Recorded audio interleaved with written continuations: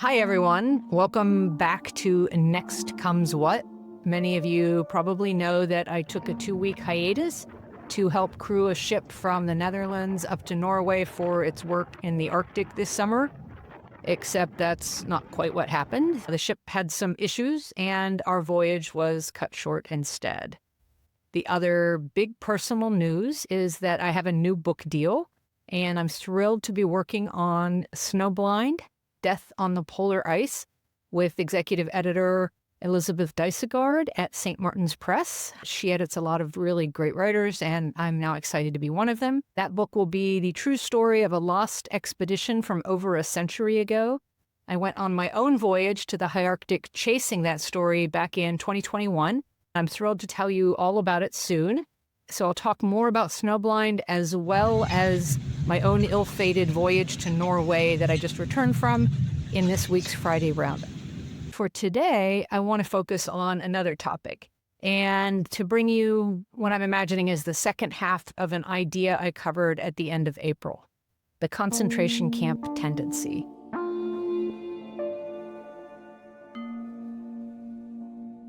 I talked about this tendency as the desire to exclude those deemed undesirable from society and to carry on as if they didn't exist. Your Secretary of State says everyone who's here, citizens and non-citizens, deserve due process. Do you agree, Mr. President? I don't know. I'm not a lawyer. I don't know. From actual detention policy to the treatment of immigrants, trans people, and minorities. But it's very important on immigration that we be able to get people out without having to go through a long court case. I said that this tendency was at the heart of just about everything dangerous the Trump administration and others are doing in the U.S. right now. The Trump administration wants us to disappear, and really showing up for world pride is a direct no to that request. So for this episode, I'll address the ways in which this exclusionary impulse isn't just the root of what's poisoning the U.S. right now. Where does the trans movement go from here? I mean, they're losing in the courts at the highest level. They're losing in the state legislatures. They're losing at the federal level. They're losing in this country. They're losing in Europe. It's interesting because the fight moves now, in my opinion, to take on feminism once and for all. And that's the next great battle. It's taking over the world. We risk becoming an island of strangers, not a nation that walks forward together. I believe we need to reduce immigration significantly. Once again, let me underline, I am not saying that there is nothing you can do. He wants us sitting in our homes, scrolling on our phones, terrified of what will come next. As always, I will finish off today's episode with ways that you can take action, of which there are many. There's nothing that Donald Trump has done or can do to LGBT people that we have not faced before. I think what's important for us to do is remember that courage is contagious.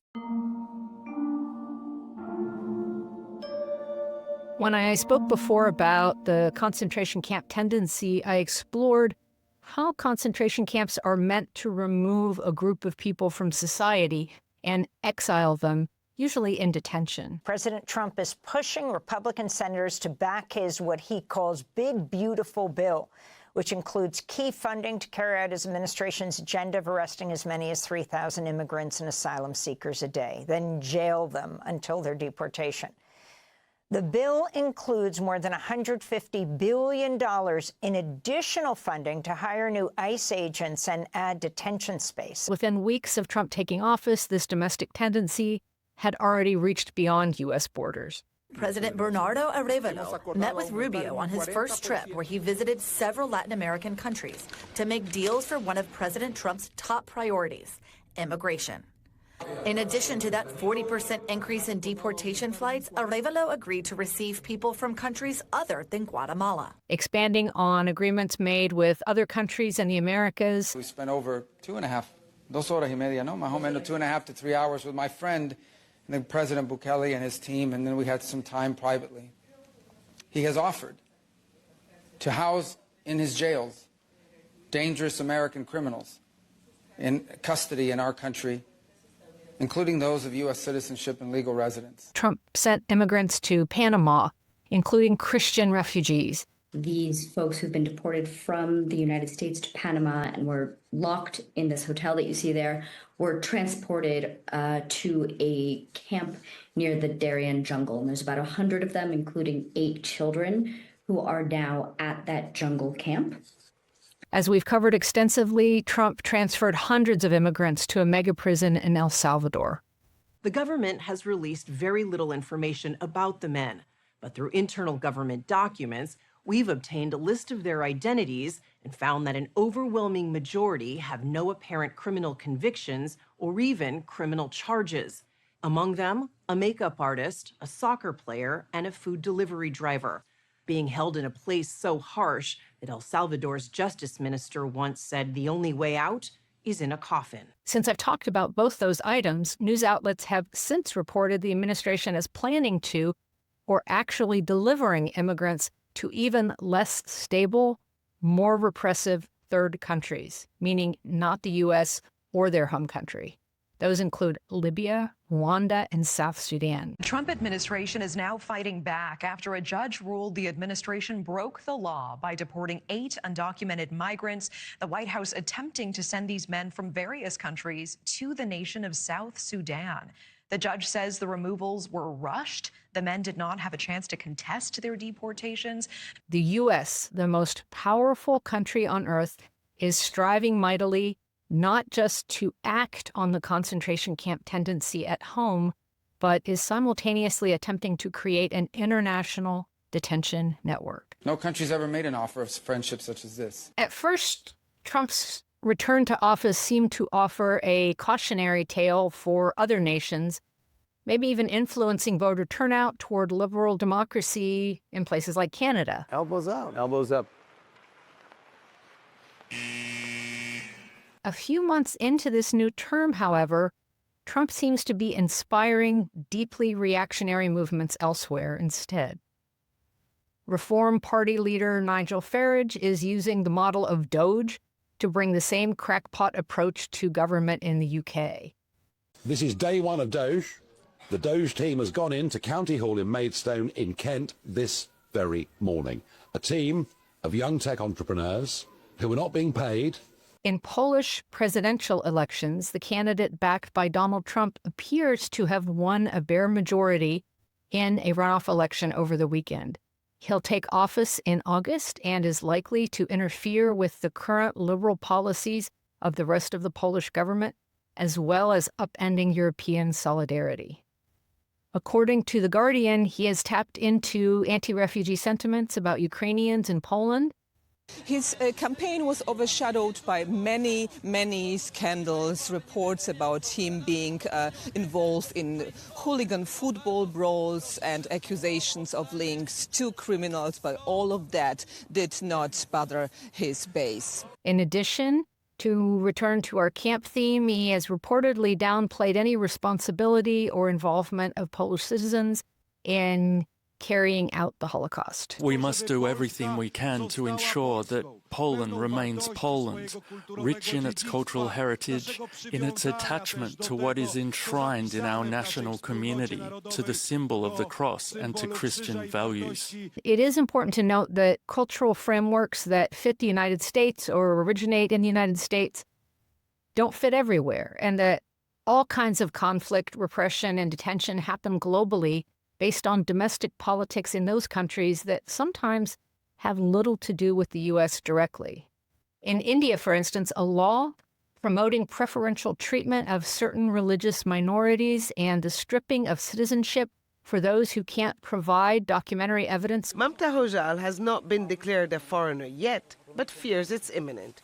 She's also the only member of her family refused Indian citizenship. I gave them all the documents, but I'm scared now. I want to stay with my husband and children. Approaching a court will require money and resources, and we don't have any. Going back half a century of citizenship has been a flashpoint for conflict since 2019. In the western state of Assam, detention camps for those deemed illegal immigrants have existed for years now, with recent efforts by the Supreme Court there to intervene in the indefinite detention allowed to fester. And the court is being very clear on this, that you cannot keep people in detention indefinitely, especially when you don't know what their actual nationality is.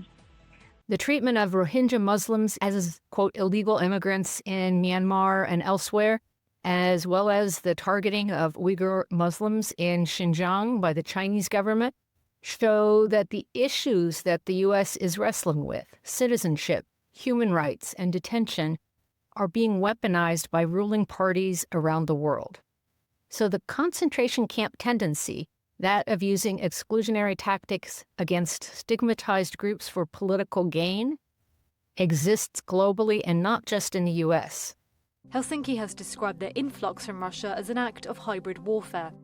Finnish researchers say that is a tactic that is largely used to target political institutions and influence public opinion. Migration right now is a hot-button topic all over the West, and it's an issue that gets populations really concerned and anxious. That is actually a plus, a positive for the Kremlin, because Putin has shown in the past that he very much wants to destabilize these liberal democracies.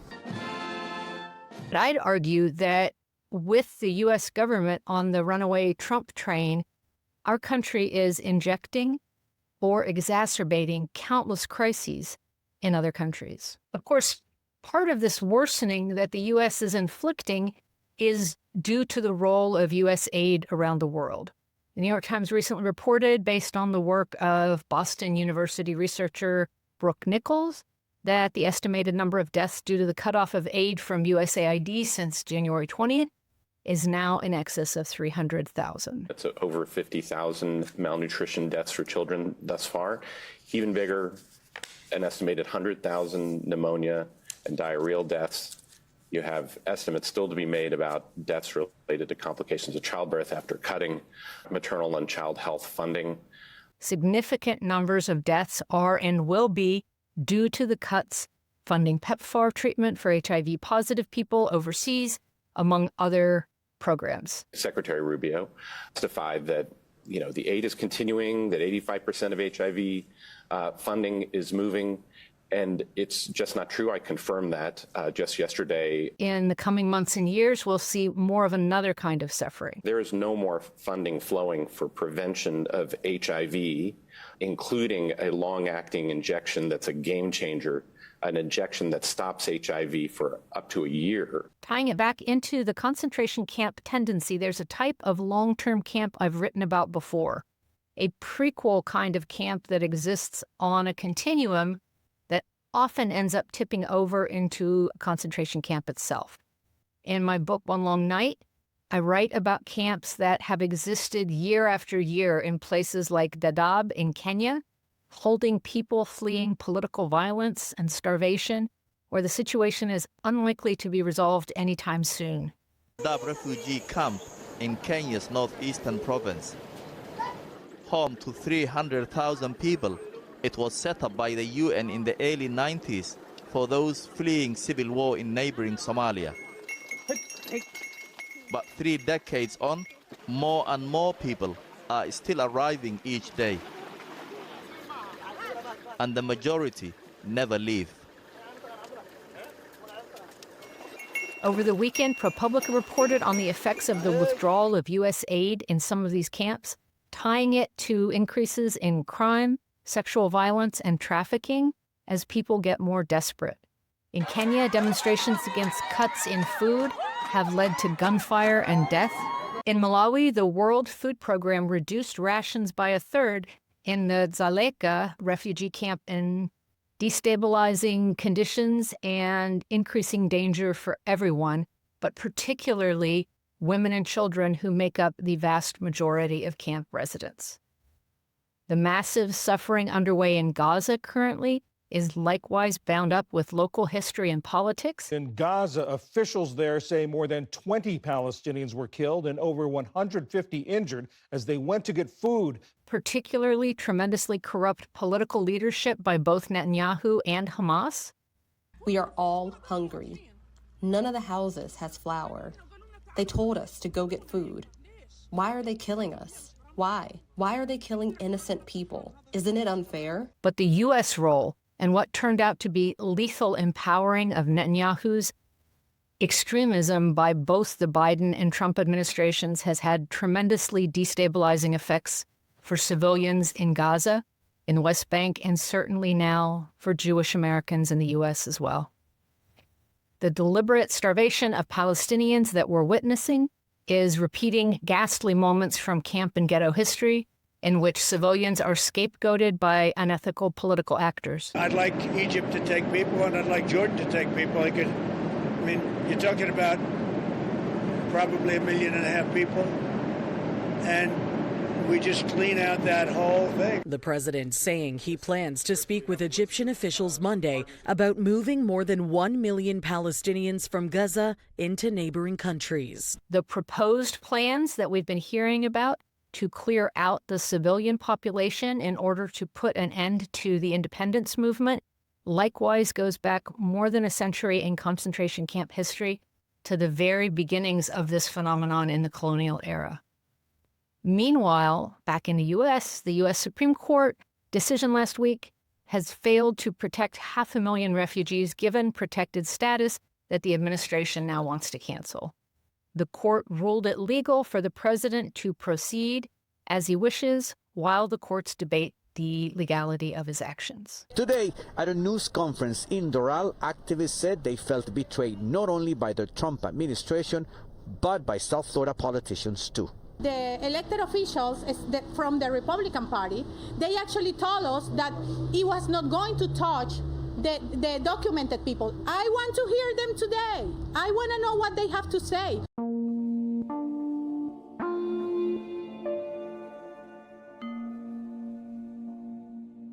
Six years ago, I wrote in the New York Review of Books asking, what does a country owe desperate people whom it does not consider to be its citizens?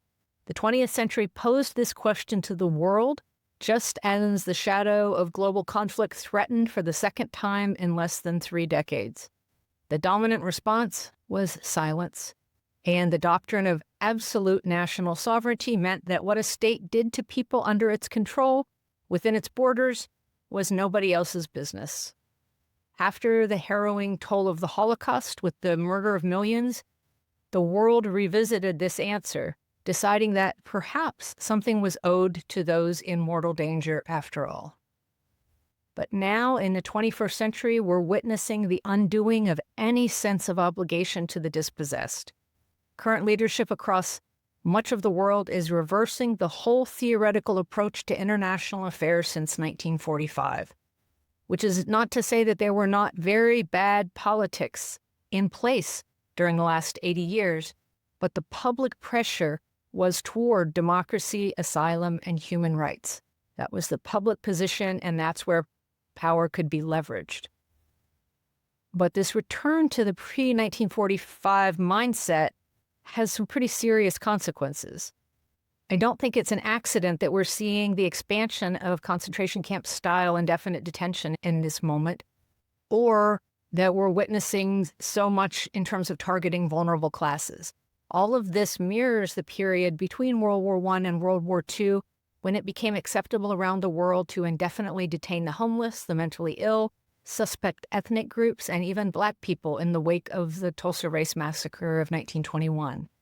It was seen as ubiquitous, unremarkable, and absolutely normal. You had about 6,000 people that were held in internment camps while the city burned, while bodies were thrown in the Arkansas River, thrown in pits around the city and buried for a number of days. You know, Black folks couldn't even leave the internment camp unless a white person would come in to vouch for them. We are in danger of returning to that state.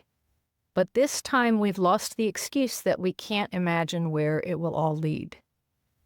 I'd like to add that these crises of asylum and detention are only likely to get exponentially worse with climate change, which will amplify water and border disputes, lead to more natural disasters and to heat-related death, as well as spurring overall conflict. Unfortunately, climate change is another area where the administration and much of corporate America are actively exacerbating current dangerous trends.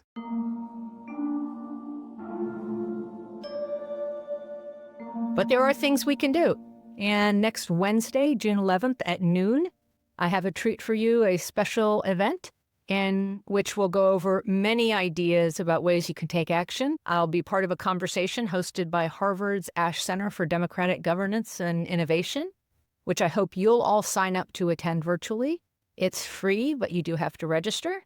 And I'll be talking with former Kamala Harris advisor, Ami Fields-Meyer, who recently did a great piece for The New Yorker with Julia Angwin, talking about dissident tactics around the world. I'm also delighted to share that Erica Chenoweth will be part of that conversation. People power isn't just about a huge number of people being in the streets, but it's about that building of pressure and the building of momentum. She's the Harvard professor who has looked at the characteristics of successful resistance movements worldwide. There is no cookie-cutter strategy, as each country is different. This is an important thing to realize with camps or with dissident movements or with anything. But there are common characteristics and approaches that she's identified that can give us a leg up on ideas. There are more people in the past decade using civil resistance techniques than really in the past 25 years than in the entire 20th century. I will put a link in the Friday roundup of the newsletter, but you can also just search Pitzer, Harvard, and Ash, which should bring up the registration link for you. And as a little food for thought now, I'll offer up Camden, Delaware as an example. It's a community in which public outcry over local law enforcement partnering with ICE led to a reversal of that agreement to collaborate. The partnership only came to light during the public comment period at Monday night's council meeting. The ACLU were quick to react with a scathing evaluation before the reversal. This type of agreement anywhere puts anybody in risk. So it is possible to act. And I've said before that we currently do have a lot of tools to reverse what's happening in the U.S. It's important that we not lose sight of that. And for those who are just getting started, joining in on an activity that gets you out on the street can be great.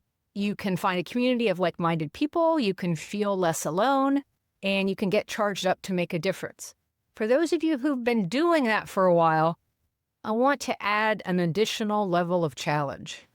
And the truth is that in the long run, we are going to have to not just show up in community for good principles or just to stand up and be seen. We're going to have to make demands for change. Take a look over time at what efforts you're making close to home and think about how those efforts or how the community you're building through them might be able to pressure those in power to make very specific changes. Frederick Douglass's line is so famous almost to be a cliche, but it is no less true for that. As he wrote, "Power concedes nothing without a demand. It never has, and it never will." So we need to think about the demands that we're willing to make, the demands that we have the power to make, and for those that you don't yet have the power to pressure anyone to adopt, think about how you can leverage that power, how you can grow that power in order to be able to do that. Because the one thing we've seen from the beginning with people like Trump and the many people like him that came before is they will keep going until they are stopped. It is our job to figure out how to do that. And that's it. Thanks for listening to Next Comes What. Please share this with anyone who's looking for ways to help each other survive this mess. To support this podcast, please subscribe at AndreaPitzer.com and consider giving Next Comes What a 5-star review where you get your podcasts.